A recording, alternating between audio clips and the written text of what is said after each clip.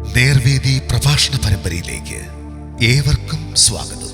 സുവിശേഷകൻ കുഞ്ഞുമോൻ തോട്ടപ്പള്ളി ഇപ്പോൾ നിങ്ങളുമായി ദൈവവചനം പങ്കുവെക്കുന്നു. ശ്രദ്ധിച്ചാലും.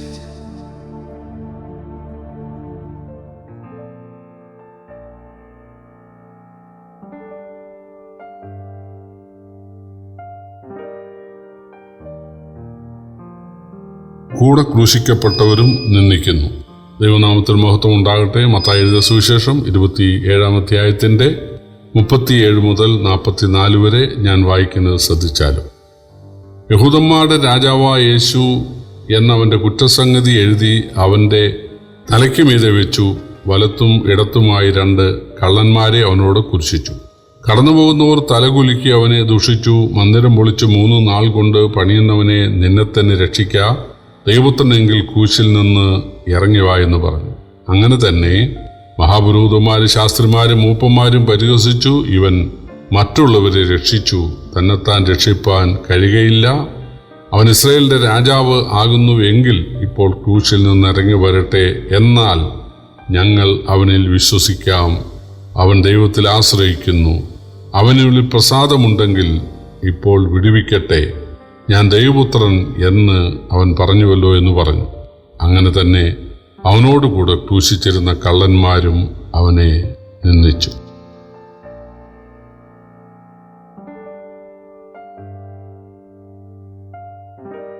കർത്താവായ യേശു താൻ ഇസ്രായേലിന് രാജത്വം നൽകുന്നവനാണ് എന്ന് പറഞ്ഞത് വെറും കള്ളമാണ്, വ്യാജമാണ്, പൊങ്ങച്ചമാണ് എന്നവർ വിചാരിച്ചു.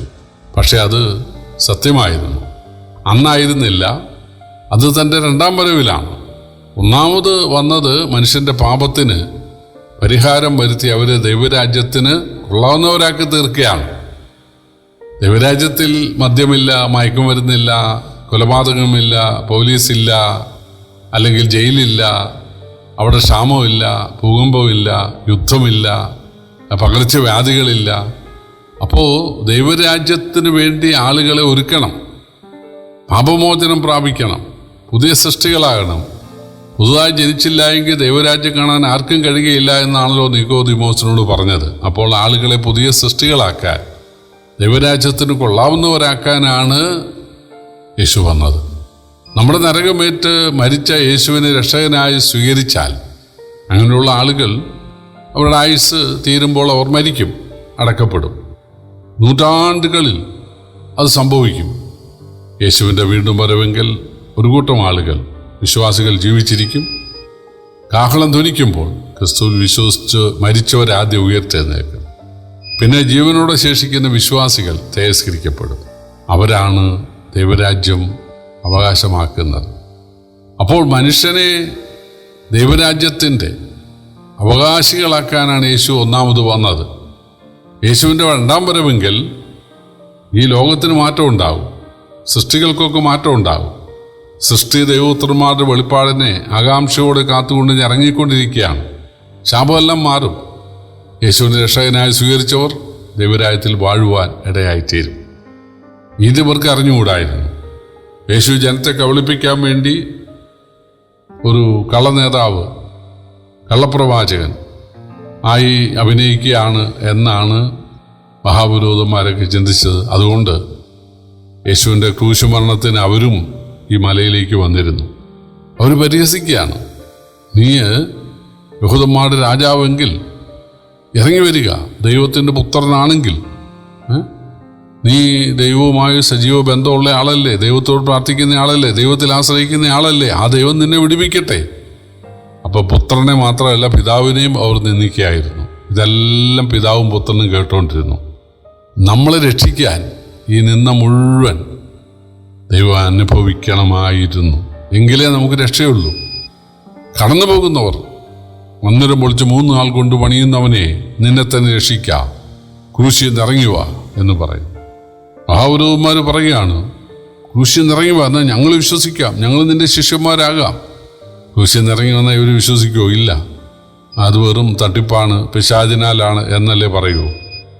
യേശു കുരിശിൽ നിന്ന് അല്ലെങ്കിൽ കല്ലറയിൽ നിന്ന് പുറത്ത് വന്നല്ലോ, എന്നിട്ട് ഇവർ വിശ്വസിച്ചോ? ഇല്ലല്ലോ. ഇതിനേക്കാൾ ദുഃഖകരമായ കാര്യം തന്നോടുകൂടെ കുരിശിക്കപ്പെട്ട കള്ളന്മാരും യേശുവിനെ നിന്ദിച്ചു എന്നുള്ളതാണ്. 2 കള്ളന്മാരെ വലത്തും ഇടത്തും കുരിശിച്ചത് യേശു ഒരു പെരുകള്ളനാണെന്ന് വഴിപോക്കർക്ക് തോന്നാൻ വേണ്ടിയാണ്, യേശുവിനെ നിന്ദിക്കാനാണ്. ആ കള്ളന്മാർ അവരും വേദനപ്പെട്ടിരിക്കുക, കൈയും കാലും ഒക്കെ ആണിയടിക്കപ്പെട്ട് അവരും കിടന്ന് പുളയുകയാണ്. പക്ഷേ അപ്പോഴും അവർ യേശുവിനെ നിന്ദിക്കാൻ മറക്കുന്നില്ല. എന്നാൽ ഒരു സുവിശേഷത്തിൽ ലൂക്കോസിലും മർക്കോസിലും ഒക്കെ എഴുതിയിട്ടുണ്ട്, അതിലൊരു കള്ളൻ മാനസാന്തരപ്പെട്ടു, യേശുവിനെ രക്ഷകനായി സ്വീകരിച്ചു, അവൻ പറുദീസയുടെ അവകാശിയായി എന്ന് നാം വായിക്കുന്നുണ്ട്. പ്രിയപ്പെട്ടവരെ, നമ്മുടെ കർത്താവ് സകലരാലും നിന്നെ അനുഭവിച്ചു. വഴിപോക്കരാൽ, മഹാപുരോഹിതന്മാരാൽ, ശാസ്ത്രിമാരാൽ, യഹൂദന്മാരാൽ, പുറജാതികളാൽ, പട്ടാളക്കാരാൽ എന്നു വേണ്ട, അവസാനം കൂടെ കുരിശിക്കപ്പെട്ട കള്ളന്മാരാൽ പോലും അവൻ പരിഹസിക്കപ്പെട്ടു, നിന്ദിക്കപ്പെട്ടു, വേദനപ്പെട്ടു. ഇതെല്ലാം നമുക്ക് വേണ്ടിയാണ്, നമുക്ക് പകരമാണ്.